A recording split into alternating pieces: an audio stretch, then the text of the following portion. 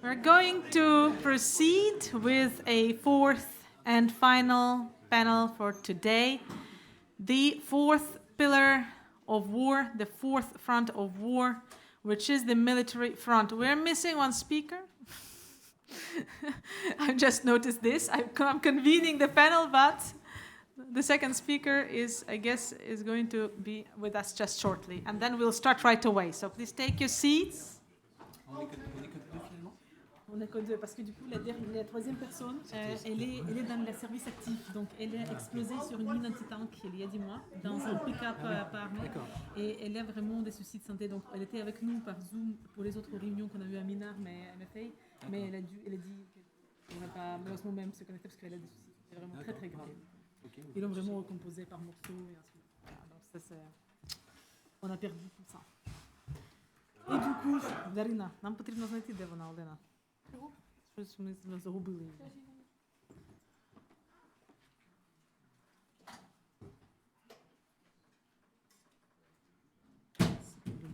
Et voilà, j'ai convié tout le monde et je n'ai pas remarqué qu'il nous manque quand même un second speaker qui est là, bien arrivé.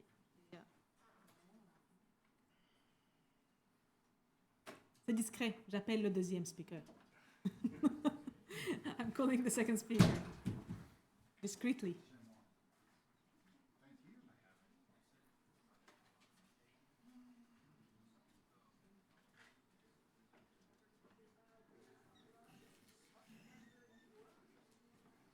She's there. Thank you. Perfect.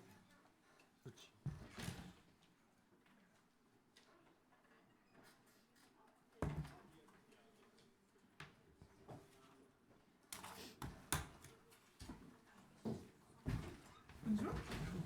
Olena. Nice to meet you. Nice to meet you. Do you speak French?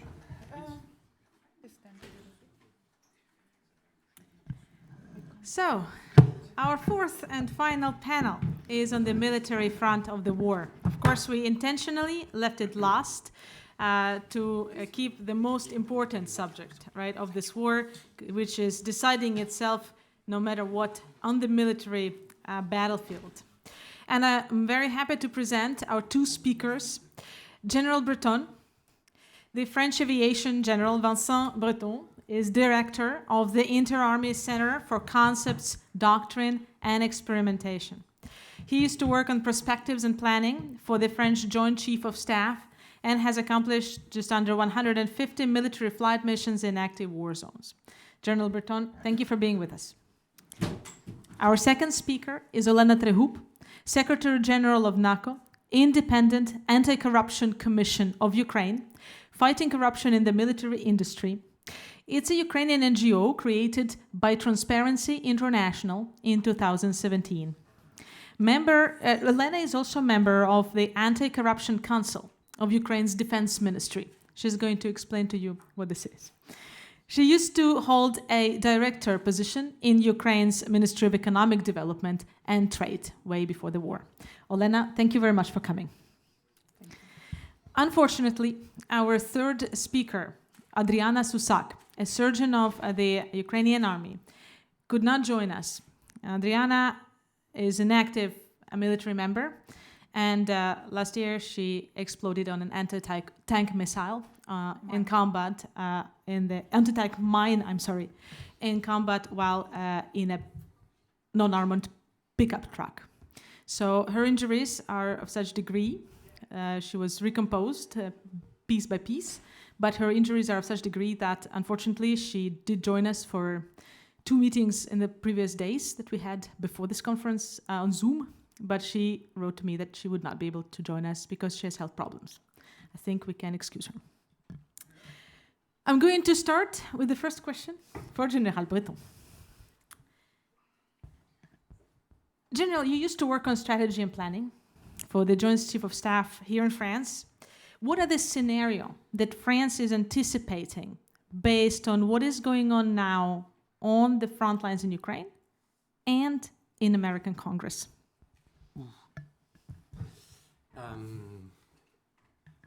will not directly answer your question. It's really, I'm not a politician, but it is a way you can do that. Just to start, I'd like to thank you for inviting me. I'm very pleased and honored to have the privilege to talk to you this afternoon. Sorry, very sorry and not have been able to join you this morning. I've been told that the insights that were shared were very insightful and very interesting indeed. And unfortunately, I will not be able to stay after my presentation. I have to leave right after this roundtable. So so just little words about Joint Center for Concept and Doctrine and Experimentation I am in charge of. So our mission is to think the wars of today and tomorrow. We have several missions to achieve, and one of them is to establish what we call the joint lessons learned from for example, from this war, from the war in Ukraine. So it's since the very first day of this war, we have with my team a specific look at this war, and I must say to our Ukrainian comrades that are here that I'm very I want to express my deepest sympathy, and I want to express also my total admiration for your armed forces, for what they do on the battlefield, and also my admiration for the Ukrainian nation that stands behind its soldiers and that provides them all the support. I think I will talk maybe later on about that. National cohesion is absolutely critical in this kind of situation. So, and I particularly admire, regarding your armed forces and your people, your resilience, as well as your ingenuity, as well as your fighting spirit, what we call the moral strength, your ability to adapt, and so forth. So we have much to learn from you, and you are an example for us in many ways. So really, I want to express my admiration. Indeed, I don't know exactly question regarding the U.S. administration.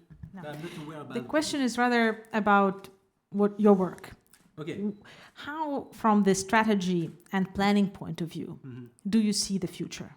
Okay. Considering what we know now about what's going on in Ukraine and in the U.S., okay. i.e., the U.S. is diminishing military and financial aid to Ukraine, the counteroffensive is going with difficulty. What do you think? What are the scenarios for the future? Regarding the ongoing war, the main, the most likely scenario is probably frozen war. See what I mean? A war that never ends, a war that is frozen alongside a front line which is close at the one that we can see now. This is, I think, the biggest, the most likely scenario. It's not the most dangerous one. The most dangerous one would be an escalation of the war to NATO. It seems to be less and less likely to see this scenario. I used to say there is a scenario that could come that would be certain, absolutely sure. This is the outbreak of a war, of crisis elsewhere on the planet, and indirectly linked to this war. I have in mind, for example, what happened in 2011, 3 years after the subprime crisis, the rising in the Arab Springs and so on. And I'm very concerned about this risk coming. So after the pandemic, after the economic shock due to the war in Ukraine, I think there is a big risk of having a new crisis in what we call the arc of crisis. You know, the large area of land that goes from West Africa up to Central Asia and that goes through Middle East. This region is very weak. We see all the threats. We see that problems are enquisted, piling up. There is no solution to any of these problems, and this is a pressure cooker. So, and I think war in Ukraine, as the consequences of the war in Ukraine, could be a trigger for many problems in 2 or 3 years. So, according to me, those scenarios are very likely to happen. Thank you. Olena, you have a frequent flyer card to Washington, D.C. As part of Ukrainian civil society, you've been active, very active, together with other civil society members in advocacy work on the Hill. Thank you, Guillaume. And my question to you is, how does the indecision in Congress about military aid to Ukraine make you feel? And you, as well as your colleagues in Ukrainian civil society, the government, and on the front lines. Yes, indeed. Thank you, Anastasiya, and thank you to Eastern Circles and Diplomatic Academy and their military academy for raising the topic of Ukraine. Again, because what I feel as a Ukrainian civil society activist is that definitely Ukraine has been to a large extent forgotten by their general public, not in the sense that they are not aware about the war in Ukraine, but they are not fully aware about the scale of this war, and they are not fully aware about the danger this war presents to citizens here in European Union, in NATO. And unfortunately, this is also the case for citizens of the United States, the electorate of the Republican Party. And what we are observing now in the Congress, it's the gambling with their Ukrainian assistance on the part of some hardcore Republicans, Trumpists. This group of people now indeed are the best allies that Putin can even imagine. Unlike Russia doesn't have many friends in the world. As we say, with friends like this, for Ukraine, who needs enemies? Yeah, exactly. They, of course, are not declaring themselves Putin friends, but they are now basically, if you have the situation of invasion and you say we will not help the country which is being invaded, it means you are enabling this invasion. And this is essentially the position that they took. And the reason for this, of course, is that Ukraine has been off agenda in media in the United States now for many months. Domestic issues prevail. Election campaign is unfolding, and this probably will continue because their population, the society, does not fully understand their security threat that they face if Ukraine loses this war. Even if this security threat is not immediate, it can be threat that will come in 2-3 years from now, in 5 years from now, where they can be physically involved in a war. They do not understand it. The leadership in America do not clearly explain this threat to them. Joe Biden spoke to the Congress, but this was futile, and they did not yet support the aid. So, of course, we feel very worried, and I would say like in disbelief, because since the beginning of the invasion, Ukrainian civil society, Ukrainian politicians, Ukrainian military, they were all advocating for providing security assistance fast, and this security assistance was always late. It was the incremental approach of assistance taken by the Biden administration, how we call it, the slow dripping aid, which would allow Ukraine to stay alive, but will not allow Ukraine to prevail. And this strategy is actually a dangerous one, and we were arguing this for a long time. And I here would like to address a bit what the general has said. I'm really curious to hear that indeed here in Europe, in France, when they think that if their assistance to Ukraine is diminished, their consequence would be a frozen conflict. For me, as a Ukrainian, it's surprising to hear that you consider this the most likely scenario.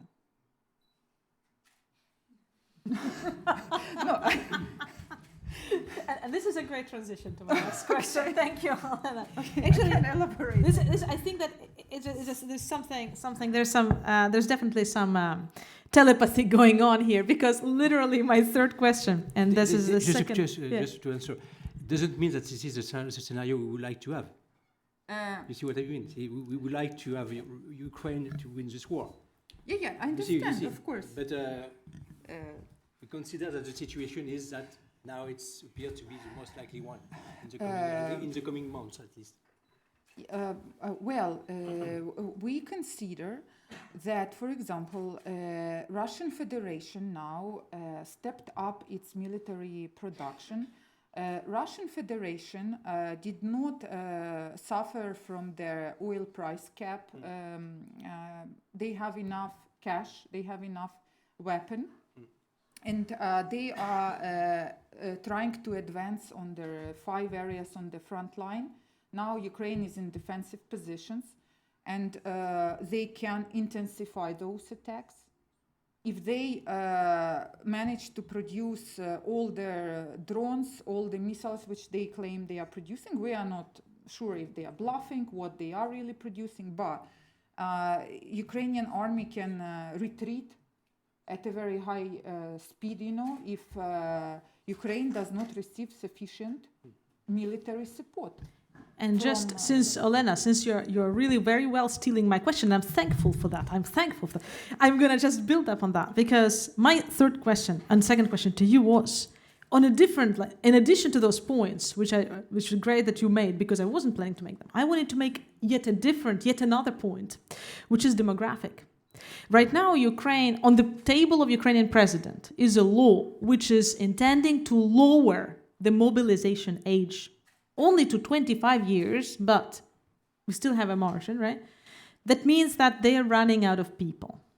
And again, I'm evoking your former position on strategy and planning, and just within the same vein, if we use a leap of imagination and we project ourselves 2 years into the future, and we imagine that scenario when Ukraine simply doesn't have the people to fill in the trenches, that cancels the frozen scenario. Because there are nobody to fill in the trenches for that simple biological reason. At the rate they've been losing people, in 2 years they won't have any men left. What happens then? What happens next under the circumstances? There is nobody to freeze the lines. We don't want this scenario to happen, so we have to avoid it, of course. But I'm not sure that the Russian capabilities, the Russians are able to, the Russians are not able to control all Ukraine. It's impossible, according to us. The Russians are very good to defend. Their capability are I would say, fit for defense, but they are not fit for attack. So, and they are not fit to control all the Ukraine. Impossible for us. That's the question. You see, I remember very well talking to certain colleagues in the Ministry of Defense, experts on these topics. 1 week before the invasion of Ukraine, 1 week exactly, they've just been to Moscow. They've just seen the French military attachés there and talked to them. And they were assuring me over a glass of champagne that literally that Putin is bluffing. Is it the lack of imagination that's holding us from strategic planning and preparation? Pretty much that's my question, because Okay, let's say we're lacking imagination, but let's say, imagine for 1 second that we're not, and we have all the imagination we need to have, and in that scenario planning, we understand that if Congress does not unblock the 66 billion, they are not going to have simply the artillery ammunition to shoot back, and then they can be overridden like this. But even if they are given some ammunition just to survive and to keep replenishing the trenches, at some point there are not going to be enough warm bodies to fill the trenches. And in that case, what happens? Imagine you are not you, but you are an imagination machine, and you are Steven Spielberg who's writing that scenario. What happens then? Will Russians, while they fill in the trenches with cold bodies, they're just going to stay there and say, trenches is all we wanted. Let's now have a coffee and read a newspaper. Or what happens next? And what, especially my real question is, of course, and what the NATO is prepared to do with that? I don't know for NATO, but what I can say for France. So the main objective of France, the only objective of France, is that Russia must not win in Ukraine. It's pretty clear. We don't want Russia to win in Ukraine. So France will continue to support Ukraine as long as it is necessary for Ukraine to enable Ukraine to ensure the legitimate defense of its country, to ensure the legitimate defense of its sovereignty and the integrity of its territory. So and by helping you, we are a bit selfish because we know very well that we are probably saving ourselves from possible direct military confrontation with Russia in the coming years. So it's a bit selfish. We perfectly know that. So we are rational. So we understand that it is absolutely of interest to support you massively. And so the French support is. The French support strategy is very clear. It has several axes of development, several facets. I think the one you have developed today, so that means economic, diplomatic, and military. Diplomatic is very important. Yeah, and indeed, yeah. Many So I don't want to go into the details of the diplomatic and the economic domains, but of our aid. But you see, for example, on the diplomatic side. On the diplomatic front, so at the international level, I sincerely believe that France is one of the major advocates of the Ukrainian cause. Just give you a very quick example. You see, yesterday evening, President Macron was hosting Viktor Orban, the Hungary's Prime Minister, to convince Hungary to accept 50 billion euros aid from the European EU budget, and to convince also Ukraine to speed up the accession process of Ukraine in EU. So this morning I participated in a very important meeting, an interdepartmental meeting in Paris regarding the effect of sanctions on Russia, because this is also a lever we are using to break the willingness of Russia to wage this war. So and we clearly see that the sanctions have an impact on the war effort of Russia. Also, there are some bypassings, and so one of the point of this meeting was also to look how to avoid those bypassings from Russia and from some of its partners. So on the military side, so we'll keep on our effort. So I'm not going into the details of what we have done for the past months. And actually, if you could name some of the things you have done, would be very interesting to hear, please. So not everybody knows. I will give you some figures and quick points. So France has already spent 3.5 billion euros on just military support for Ukraine. Our support takes many different forms. We supplied military equipment that I believe is appreciated by the Ukrainian military. So this include Caesar cannons, ground-to-air missile system, armored vehicles, AMX-10, RC light tanks. Our support also cover the maintenance of this equipment, because it's important to have maintenance, otherwise it's absolutely useless. And very difficult in wartime. Indeed, yeah. And we also delivered ammunition, for example, highly valuable ammunition, such as, for example, Scalp cruise missiles, which are very effective, very accurate, and capable of deep strike, which is absolutely important and decisive. And we have trained nearly 8,000 Ukrainian military personnel. And I sincerely believe that the French armed forces provide high quality training that is very well suited for the needs of the Ukrainian armed forces. And last but not least, our support also includes, to last in this war, numerous initiatives to develop partnerships between the French and the Ukrainian military industry.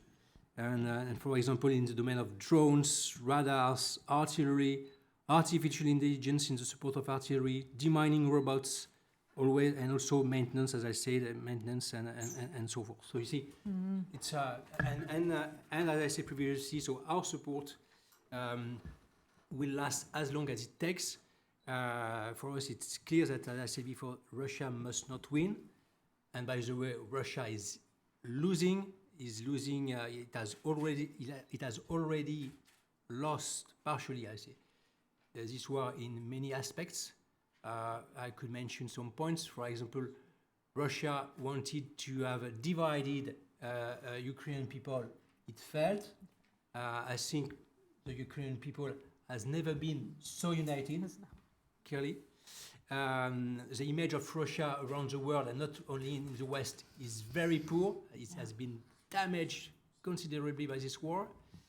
And last but not least, Russia wanted to prevent new countries from joining NATO. It failed absolutely with Finland joining NATO, and now the Russian border with NATO has increased by 1,300 kilometers. Wow! Yes. What a win! What a win! So Russia has already lost this war in many domains, but now it must lose clearly. It must lose the main decisive battle, which is in Ukraine. Yes. Two more questions, and then we open to the audience. As Olena, you are working on a very important subject, and your NGO is corruption in the military industry. The Russian narrative on Ukraine has been very simple. Ukraine is a corrupt country, period. No discussion. What has Ukraine done in the last years, and especially since the full-scale invasion, in the military sector where you know best? Please tell us. Sure. Before I speak about anti-corruption reforms, I would like to briefly address what the General has said. The rhetorics that we stand with Ukraine as long as it takes, we will make sure that Russia doesn't win. These rhetorics, when you say that Russia is losing, doesn't guarantee that Ukraine is winning. Yeah. And what we would like to see as society in Ukraine, that the Western partners, and we are very grateful for your assistance, we are very well aware of contribution of France, that they would say, we want Ukraine to win, and we will do everything to make sure Ukraine wins fast, not as long as it takes. Because when we Ukrainians hear this phrase, what we understand that our Western partners say, as long as you have Ukrainians, you will be fighting, and when all your military is dead, you will negotiate. This is how Ukrainians perceive this phrase. It's a very different perception. This phrase comes from Joe Biden, and all the Western countries repeat this phrase, but Ukrainians, that's how they perceive it. We have great losses. We have 5 times less people than the Russians eligible to fight. And if we talk that let's give it a time, we will run out of people faster than Russia, you see. So time plays against us. And we don't like when somebody says the word long, because it's, I explained why. And also, the problem, also what I see with the public here in the West, including Europe and US, is that their politicians, their leaders, they did not give them their end game plan for Ukraine. They didn't say, we are helping Ukraine to win. This is what Ukraine needs to win. This is what we consider victory. And we will do this. And this is our plan. And this is why you, as society, you need to step in. You need to sacrifice maybe a little bit your economic interest, short-term needs. But this is what we want to achieve. Instead, this rhetoric that let not Russia win and let's just keep supporting Ukraine without any end goal creates a feeling in general public that, okay, then we're helping as long as we can. If we feel that helping is a bit now too complicated, let's stop helping, and then the conflict will just freeze. So it's okay. It will not affect our life here in Europe and in America. But this is wrong, because Russia is not fighting against Ukraine. Russia's interest is to ruin NATO, to ruin European Union.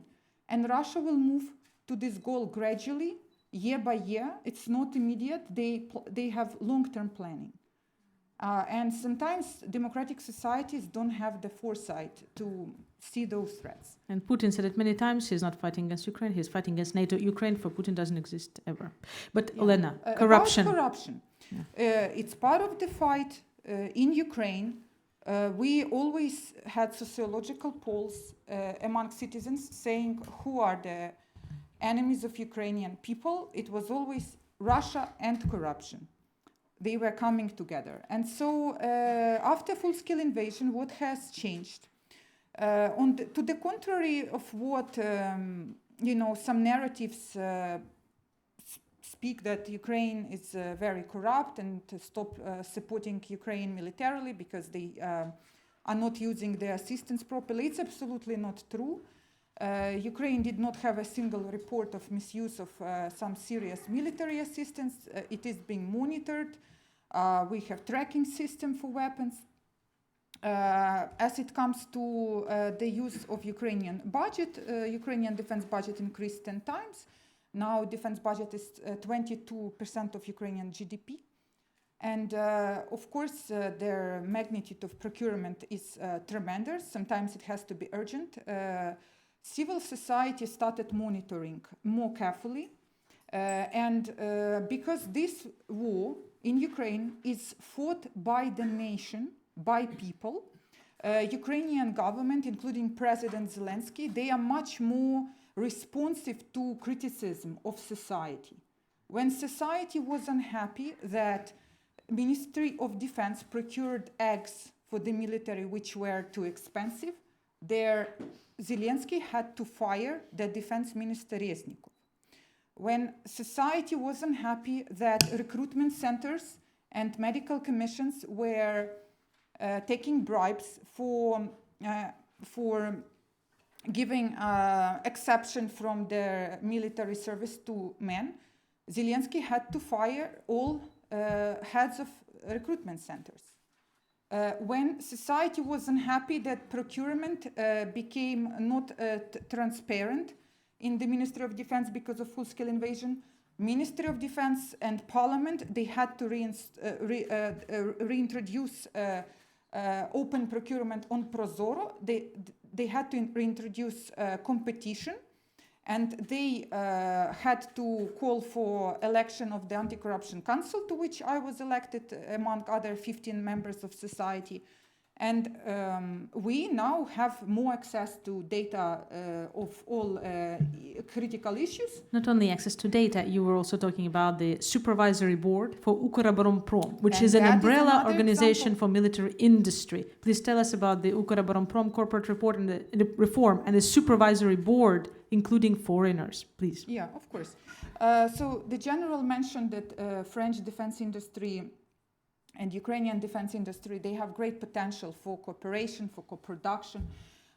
Ukrainians are very well aware of this, and they know they need to do their domestic work in order to make our defense industry more in line with the OECD corporate governance standards. And this summer, finally, Ukraine went through corporatization of Ukroboronprom. It's a defense conglomerate of over 100 state-owned defense companies.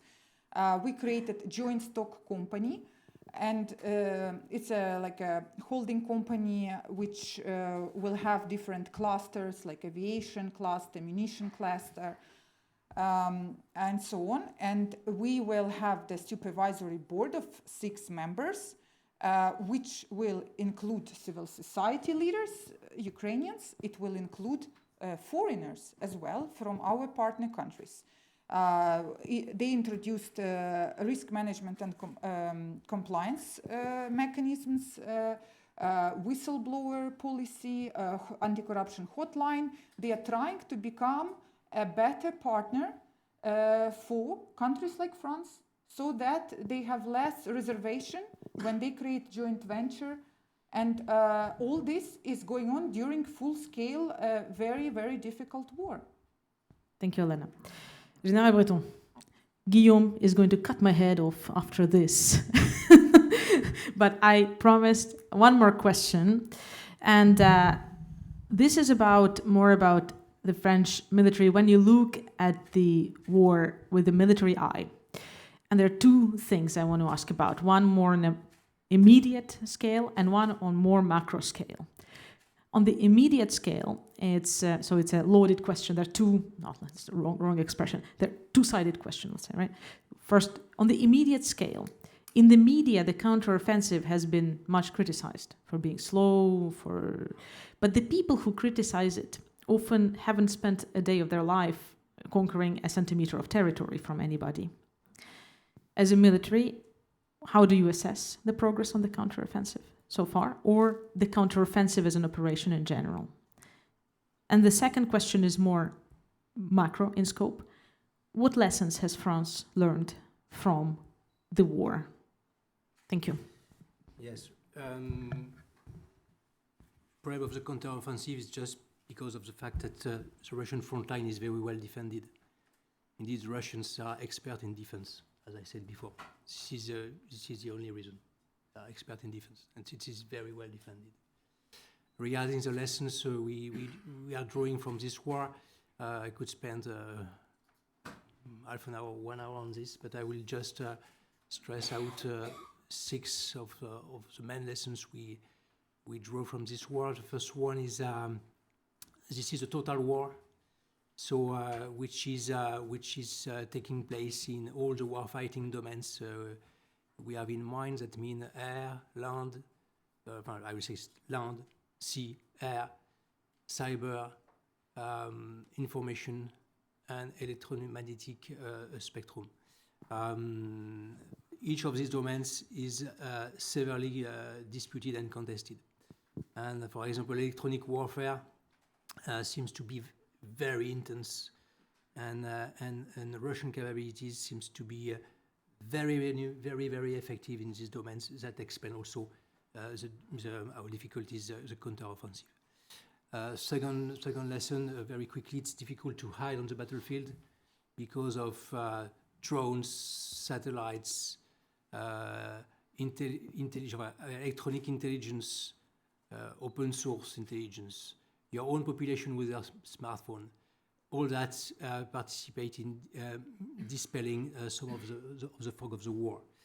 The battlefield is more transparent and it comes to my third lesson, but it's still very difficult to understand the exact intentions of your adversaries, and especially of Russia, because their decisions are taken in a very, very restricted and opaque circle, and whose rationality sometimes escapes us, so they don't perceive the world and their environment as we do. Fourth lessons, as I said before, it's essential to have strong moral forces in this kind of harsh and long war. It's useless having lots of high performance and effective equipment if you don't have courageous soldiers, well-trained, brave, practiced soldiers. And they need to have behind that a solid nation which is supporting them. Fifth lessons, it takes strategic depth to last in such a war. Ukraine has held its strategic depth from the massive support from the West, but also, as we said, from the mobilization of the whole nations that provide human resources, which is absolutely key. On the Russian side, it has a strategic depth at the scale of a continent, which is very rich in raw materials, which has kept numerous stockpiles of ammunition, weapons, and so forth from the Cold War, and also Russia has reduced during the past year some of its dependencies, thinking, for example, about food, cereals, wheat, and so on. Six lessons: agility, innovation, and adaptability are absolutely a key for success. The adaptation loop is absolutely decisive and appears to be very quick in this war. This seems particularly true for the drones. On average, it takes 6 months for the belligerents to adapt to the solution, to the innovations that have been put in the air by their enemy. So the Ukrainians seems to be more agile, more innovative, but it would be wrong to think that the Russians are not adapting. They are doing a lot. They are adapting themselves. So clearly, quickly flavor of those lessons. Thank you very much. We're going now to take 3 questions from the audience. Okay, we have 6 questions from the audience, 7 questions from the audience. Okay, we're going to take 1 speaker question, 1 young gentleman question who looks like a military guy. Are you a military guy?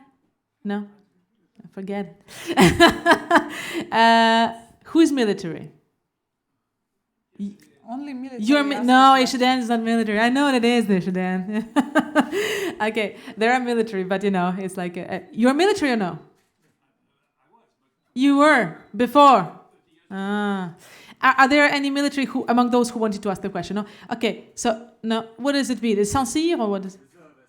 Reservist. Okay, young gentleman. Okay, no problem, because he was manning the door. He's the security guy. No, I'm joking. Okay, and can you re-raise your hands, please? Who wanted to ask? Okay. Every question has to be limited to 1 simple sentence. This way, everybody gets to ask a question. No comments, no personal opinion. Okay? Please get ready to note, okay? Because I think that there is a risk that it's going to be too much. Olena, please have it.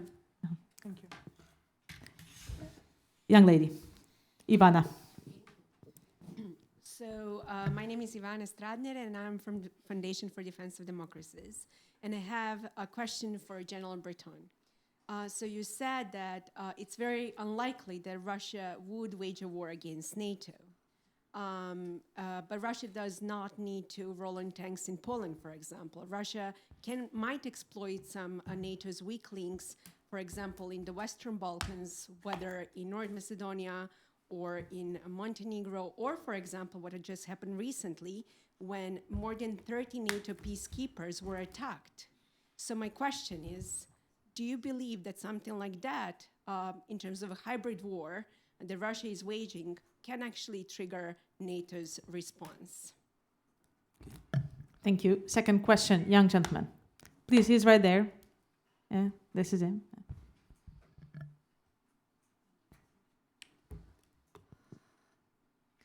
One sentence.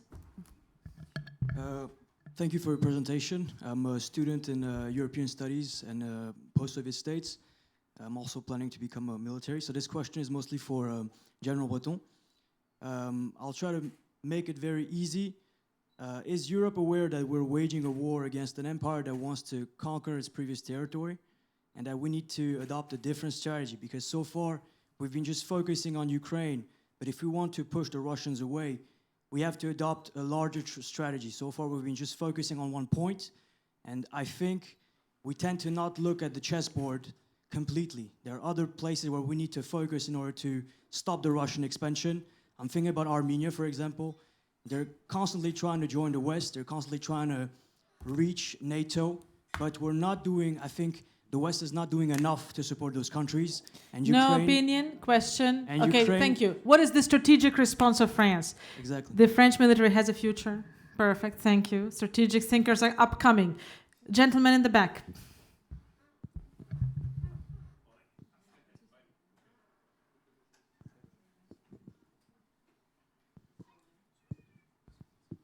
Very short and no opinions. Just one quick question: the casualty.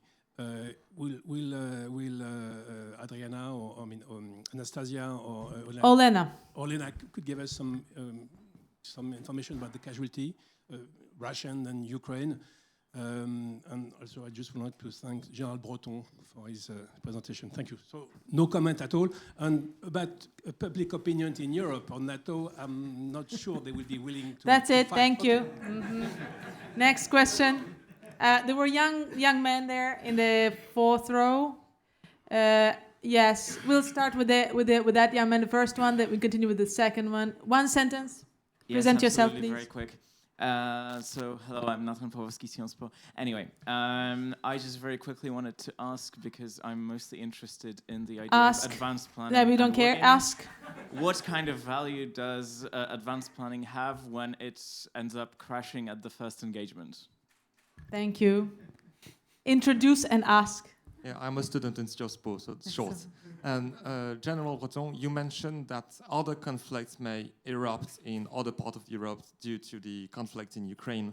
Does that mean that France, NATO, Europe could face some sort of double fronts and cover multiple areas, in possible high-intensity conflicts? And do we have the means to cover such large missions?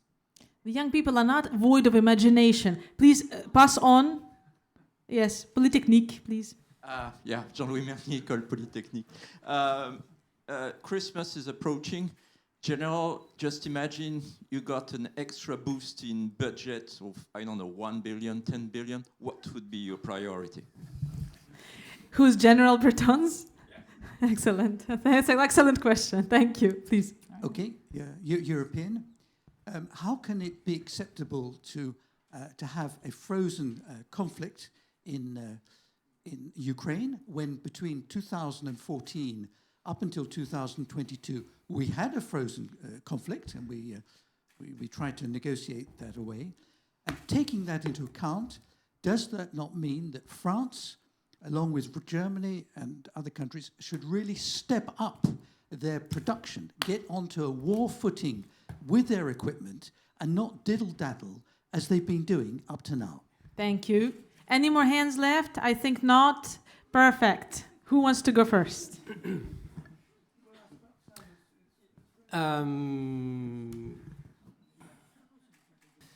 Regarding your question,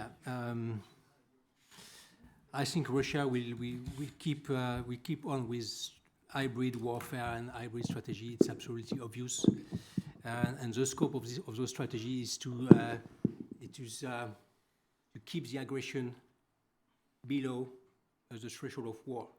So it's an art of acting in the gray zone.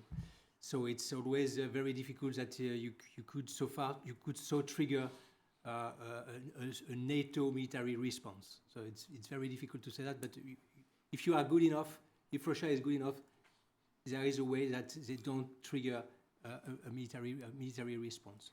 we are not focusing only on Ukraine. It's absolutely wrong. Our strategy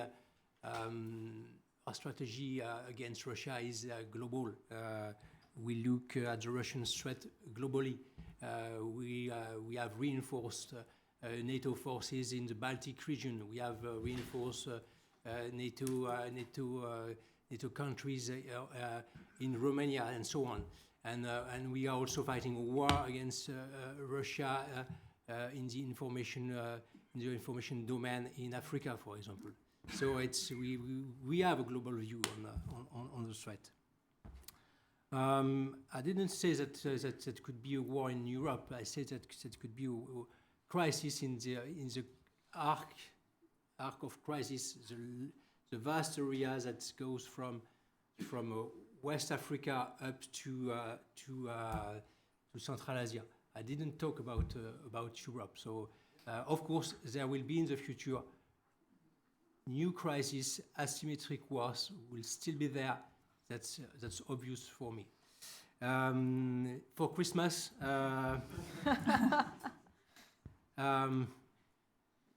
electronic warfare capabilities will be my priority. On top of the list for the Santa Claus. Yeah, which is not an easy one. I said in the short term, I said that there is a risk of frozen conflicts in the short term, and we expect a short period for the coming months, but not for the coming years. In 2 years, we expect this war is over, and Ukraine has won, and Ukraine and Russia has returned all the territories it has won against Ukraine. This is our expectation. That's the second on the list. After that. Perfect. Olena. The first question to me was about the casualty rates. There, according to Ukrainian official statistics, when it comes to Russian casualties dead and wounded, it's 330,000 Russians. Ukrainian casualties are not announced.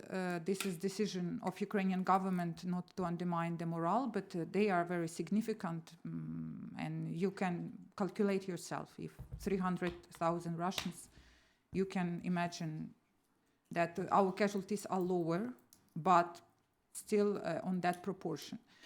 The question also, I wanted to answer a little bit about coming back to frozen conflict. Since 2014 until 2022, we had just low intensity war. It was not really frozen. People were dying every day. Military were dying. When it comes to their potential, like we say, short-term resolution in the form of frozen conflict, we basically see now that, why do we think that Russia would want to freeze this conflict? What would prevent Russia from firing missiles on Ukrainian cities and energy infrastructure for years to come?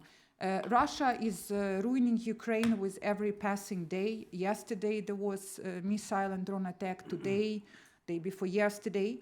And if they continue doing this, even if the front line is not moving, it's not a frozen conflict. They are destroying a country. So Ukraine cannot afford it.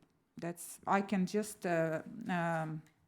plead to you and ask to think that Ukraine needs assistance fast. There is the sense of urgency in Ukraine, and if Ukraine loses this war, their scenarios for Europe can be very, very dangerous, because Russia has ambition to restore its empire, and we are not sure what Russia means by empire. Some of the Russian leadership say they only want to take the former USSR countries, for example, Baltic states that belonged now to NATO alliance. But some other politicians like Patrushev, the head of the Secretary of Security Council of Russia, they say that the whole Europe from Vladivostok to Lisbon should be dominated by Russia. And you see activity of Russia in their Scandinavia. You see that Russia are probably interested in have some opening to access the Atlantic. Russia has great ambition, and I think that maybe even now Europe and NATO, they underestimate the threat. Russia threatens with nuclear weapon, but it's not really where the threat is. Nuclear weapon is just a bluff to deter the West from helping Ukraine in a proper way. But the real threat is Russian hybrid gradual warfare and destabilization of the whole alliance, and ultimate destruction of the Euro-Atlantic unity and their peace in Europe. That's the real threat, which is underestimated. Thank you. Général Breton, Olena TREGUB, thank you very much for coming. And we're passing the next and the final word for this conference, the conclusion, by Alexandra Matvichuk, who is with us. Alexandra, thank you for joining. And the floor is yours. Thank you very much for providing me a floor. It's a huge honor for me to address to this distinguished audience. I am a human rights lawyer, and I have been applying the law to defend people and human dignity for many years. The last 9 years, I have been documenting Russian war crimes in this war which Russia started against Ukraine since 2014. And I found myself in a weird situation when the law doesn't work. I think that when we speak about peace, we have to speak about justice as precondition to stable peace in our part of the world. Because Russia uses war as a tool how to achieve their geopolitical interests for decades. And Russia, for decades, uses war crimes as the methods how to win this war. So it's conscious policy of Russian state. Russia implicates war crimes deliberately. It's a way how Russia tried to break people resistance and occupy the country by inflicting the immense pain on civilian population. So we work with people affected by this war, and we document not just violations of Geneva and Hague conventions, we document human pain. When large-scale invasion started, we united our efforts with dozens of regional organizations into one Tribunal for Putin initiative, and working together, we jointly documented more than 57,000 episodes of war crimes. And 57,000 is an enormous amount, but it's still a tip of iceberg. And when you work directly with the victims of these war crimes, you have a clear understanding that people see their justice very differently. For some people, justice means to see their perpetrators under the bars. For some people, justice means to know a truth, what happened with their beloved ones. For some people, justice means to get compensation, and without it, they will feel unsatisfied.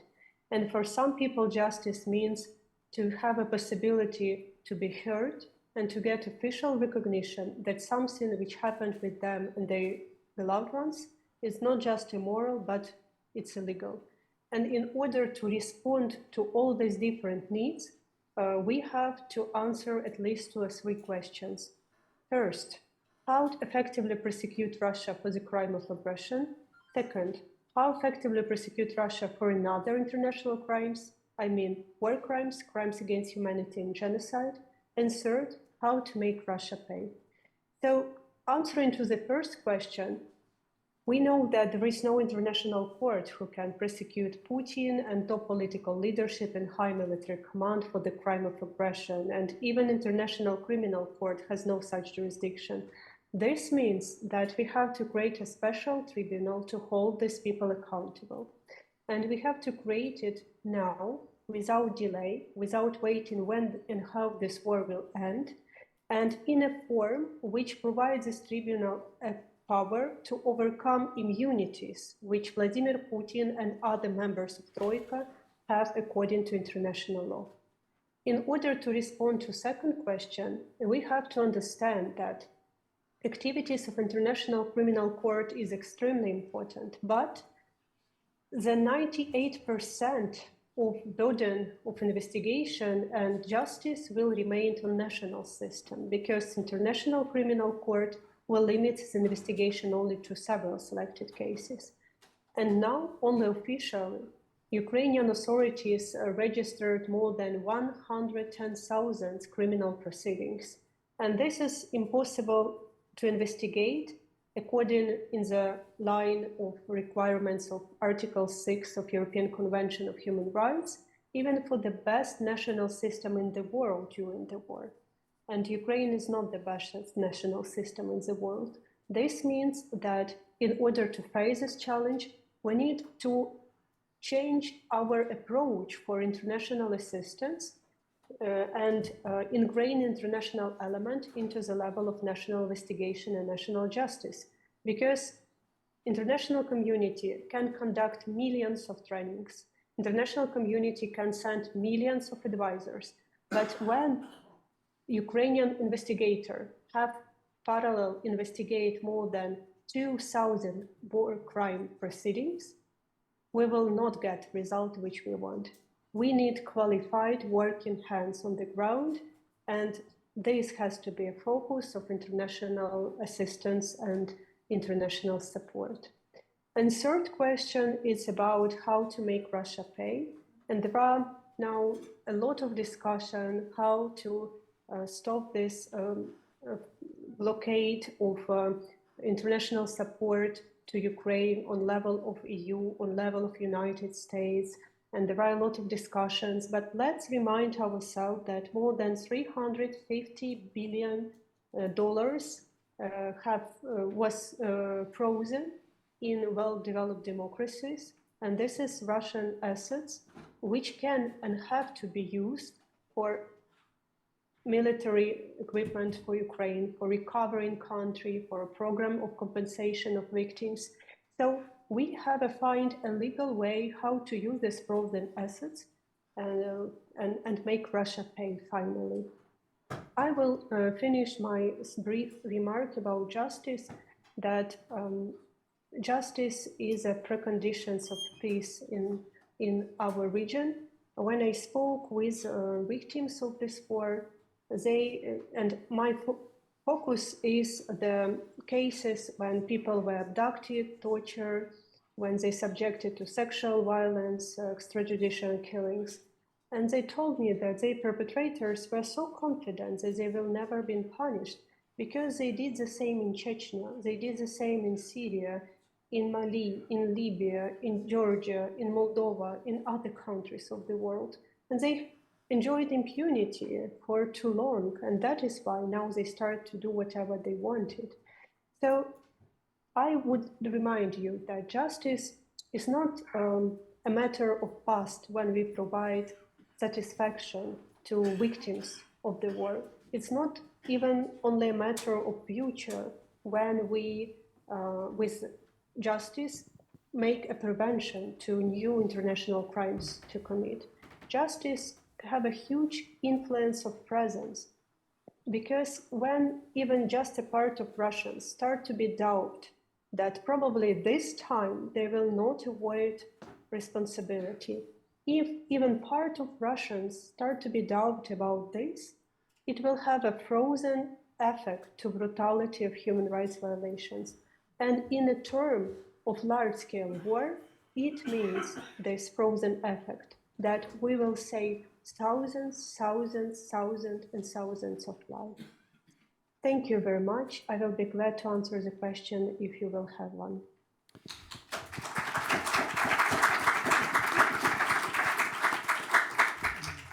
Thank you very much, Alexandra. My name is Jan. I had to jump in to replace Anastasiya very briefly. But yes, I'll open the floor to the questions. Jonathan Fink, please. Alexandra, hi. So a lot of the focus is on human rights in the territories that have been liberated. What about the occupied territories? Because the Russian myth of people in the occupied territories somehow wanting to be part of Russia still seems to be quite prevalent. What do we know about the level of torture, coercion, impunity, lawlessness that is happening in the occupied territories, a sort of neo-Stalinist state of terror? Alexandra, would you prefer to answer the questions one by one, or would you prefer for me to collect some questions in advance? It's up to you. Okay, then please answer directly. Thank you for this question. We live in digital era, and now we have digital tools to document what happened and to restore events, picture of events, and identify perpetrators, and to communicate with each other, which we can't even dream 13 years ago when we had the Balkans War. This means that when we build this all-Ukrainian network of local documentators, we cover the whole country, including occupied territories. And we have information from there. For sure, we have not all information what's going on, and a lot of information we obtain with a delay, but still we can see the trends. And what the general trends we observe in occupied territories in 2014, when this war started in Crimea, Luhansk, and Donetsk region, and now in new occupied territories after the 24th of February last year. Russian troops physically exterminated local active people there. It's not just mayors and deputies, it's priests, volunteers, journalists, artists, ecologists, like active people or community who can help community to self-organize and to provide even peaceful resistance to occupation. Also, Russian troops prohibited Ukrainian language and Ukrainian culture and deliberately destroy Ukrainian cultural heritage. It's a part of genocidal policy to erode people's identity there. And in this regard, we can take these war crimes, illegal deportation of Ukrainian children to Russia, which was resulted in recent arrest warrant of International Criminal Court to Vladimir Putin and Maria Lvova-Belova, and say very publicly that it's not just a war crimes, it's also a part of this genocidal policy. Because when you take children from one national group and transfer them to another national group and re-educate them as Russians to erode their Ukrainian identity, you try to enforce this genocidal character which this whole war has. So, like, we have information what's going on in occupied territories. The question is how to stop these crimes to commit there. And we have no other answer, only just to liberate these territories. And that is why I think that it's very important to disseminate a truthful information what's going there. We have thousands and thousands of stories which is verified, which were collected not just by Ukrainian human rights defenders, but international organizations, international journalists, state authorities of different countries, which shows that occupation is not peace. Occupation is just another form of the war. When people in well-developed democracies speak about occupation, sometimes they can have such impression that it just changing one stand flag to another. No, Russian occupation is not just like this. Russian occupation means torture, enforced disappearances, sexual violence, denial of your identity, forcible adoption of your own children, filtration camps and mass graves. This is Russian occupation. And that is why when we speak about different scenario, how to solve the situation, such politicians who openly urge Ukraine to stop fighting and to give up these territories just to satisfy Russia's imperialist appetite. Such politicians are not just wrong, because Putin will not stop, and Minsk process show it very clearly. Such claims are immoral, and these politicians have to publicly explain what does it mean for people who live there, because we have no moral rights to leave people alone for torture and death under Russian occupation. Thank you, Alexandra.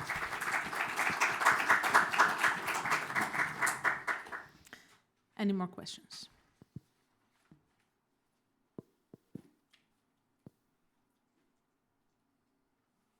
Please, Richard, from AFP.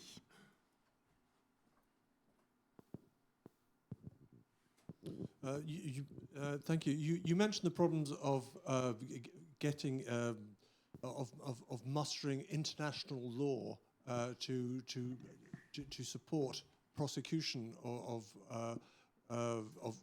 Russian crimes.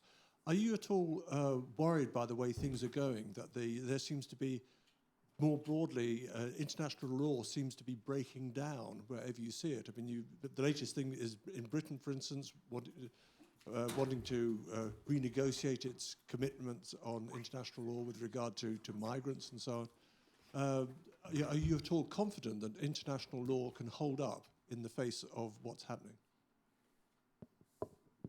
I think the problem is not just in international law. For sure, there is some gap which has to be developed because a lot of Genevan conventions were adopted in past century, and now we live in new digital era and the new types of crimes even emerge, like or we rethinking our attitude to the world, and now we have to speak about ecocide, like a crime which has to be prosecuted as international crime, not just on national level. But the problem is that even the recent provision of international law is not implemented. And there is no problem with law. There is problem of political will. Let me explain this on example of the crime of aggression. We have only one precedent when country leaders were punished for the crime of aggression. It was Nuremberg trial. And then after the Nuremberg trial, there is not such a precedent. The all international tribunal which was created, they prosecute war crimes, crimes against humanity or genocide. And now we are in a situation that International Criminal Court has no jurisdiction over the crime of aggression because the Kampala principle, which was adopted by members of International Criminal Court, limits its jurisdiction. So it's also not a problem of law, it's a problem of political will of members of International Criminal Court, I mean different states, who make this very narrow definition and limited International Criminal Court to step in such a situation. But we have a solution. We can create international tribunal, special tribunal on aggression, but we discussing this since the 24th of February. There are some steps which was made, like the opening of International Center of Aggression in The Hague, with the involvement of prosecutors of 5 countries who focus on the crime of aggression, but still we are not on the stage when we discuss the concrete agreement or decision how it has to be made. And this is problem not of the law, but of lack of bravery and historical responsibility of political leaders. And I think that it's also a problem that current political elites, they still look into the world through the lens of the Nuremberg trials, where Nazi war criminals were tried, but after Nazi regime had collapsed. But we live in a new century. The international law and international architecture and everything is rapidly changed after the Second World War. It's a completely different world. Why we have to wait when this war will end? What a signal we will produce with it? So if Russia will lose, we will make this tribunal and hold them accountable. But it's a very wrong signal because justice must be independent of magnitude of Putin's regime's power. And that is why we have to establish such a tribunal now without putting justice into dependence whether and how this war will end. Anyone else?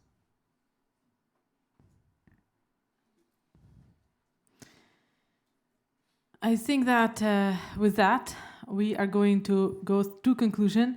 Alexandra, thank you very much for your time and for staying with us. Thank you.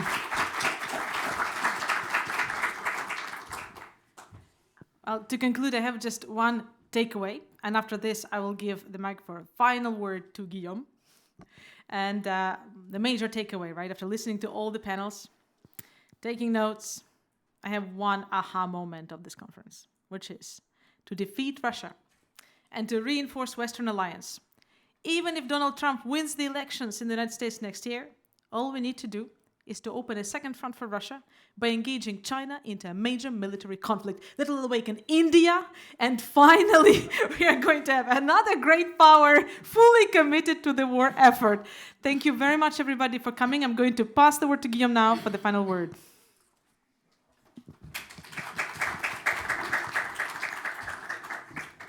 So, as I actually stand between you and the end of this conference, I have actually 3 takeaways. But I'll be short, I promise. First, I do believe that this kind of conference has a unique, opportunity for us. It opens up our minds, it opens up our eyes, and it opens up also our ability to speak together.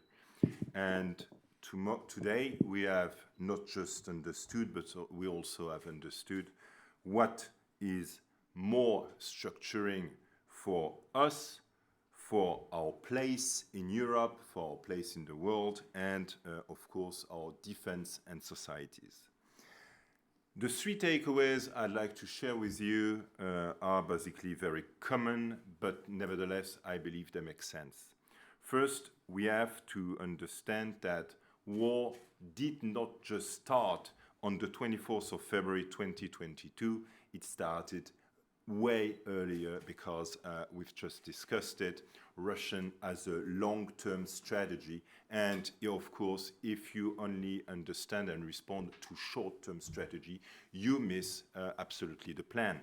You miss seeing the trends, you miss seeing the long time, and I do believe you also waste opportunities. That's my first takeaway. The second is, today, I believe, and on some of the panels it was much more clear than on others, yet all we share the same, food for thought.